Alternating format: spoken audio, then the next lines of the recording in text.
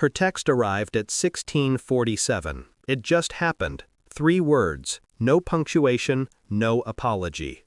I remember the way my thumb hovered over the screen, the quiet vibration still humming against my palm.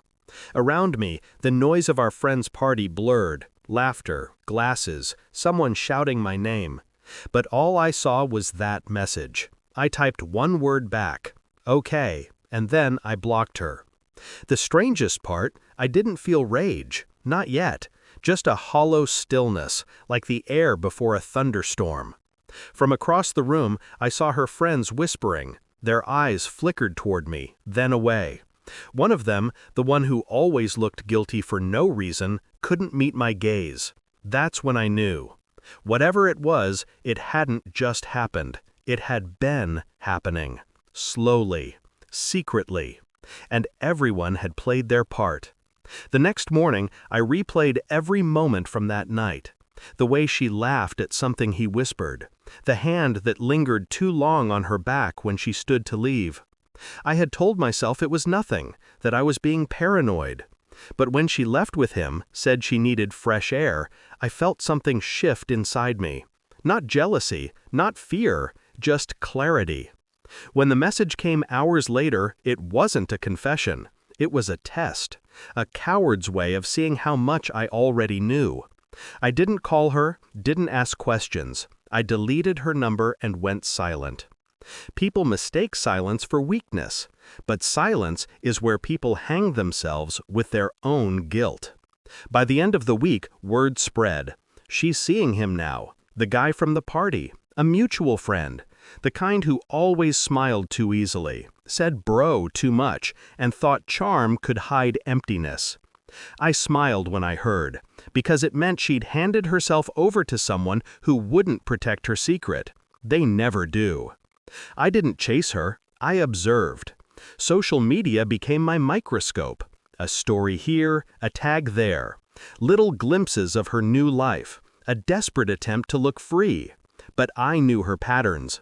Freedom was her favorite disguise for regret. I saw her in photos, her eyes red beneath the filters, smiles pulled too tight. He looked proud, possessive, the kind of man who needed to win, even if the prize was broken. Our friends tried to play neutral. She's confused, one of them said. She still talks about you. Good, let her. I started gathering the quiet details, screenshots, timestamps, the night she told me she was at her mother's, but her phone geotagged to his apartment. All of it stored away, like evidence for a trial I didn't intend to hold. Because the truth doesn't need an audience, it only needs a moment to breathe. Weeks passed. Then I heard the first cracks. She showed up to a dinner alone. He'd been seen with someone else. Her messages to our mutual friends turned colder, more defensive. She started asking if I'd said anything. I hadn't. That's the part that always breaks them. When you don't fight back. When you let silence do what shouting never could. It was one of our friends who finally told me, drunk enough to feel honest. He humiliated her, he said, at some bar, called her a mistake, told everyone she begged him to leave you for her. I didn't respond, just nodded, as if I'd been expecting it, and maybe I had. Because betrayal never ends in romance. It ends in exposure, always. 2 days later, she texted me from another number. Can we talk? I didn't reply. Then came another. Please, you don't understand what happened. I almost laughed. The irony of that line. I understood perfectly. She just didn't understand me. We met by accident, or so she thought. I was at the cafe she used to love. She walked in, smaller somehow, eyes searching. When she saw me, her breath caught. Can we talk? She said softly. I nodded once. She started explaining how it wasn't what I thought, how she'd made a mistake, how he'd turned on her. Every word a performance rehearsed in guilt. When she paused, I took out my phone and showed her the screenshots, the messages, the timestamps, all of it neatly arranged. She went pale. You saved them? She whispered. I smiled faintly. No, I remembered them. Then I stood, left a few bills on the table, and said quietly, "You can stop trying to rewrite what already happened." Her voice cracked behind me. "Don't you even care?" I turned once, met her eyes. I cared when it could change something.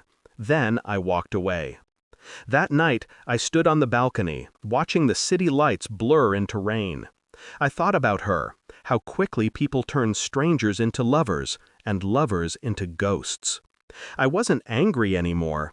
Anger requires attachment. What I felt was colder, final. Sometimes losing someone doesn't break you. It calibrates you. It teaches you the value of silence, of letting the truth burn on its own. She's still reaching out through friends. They say she's not the same anymore. Neither am I. The difference is, I found peace in the wreckage. She's still looking for the fire.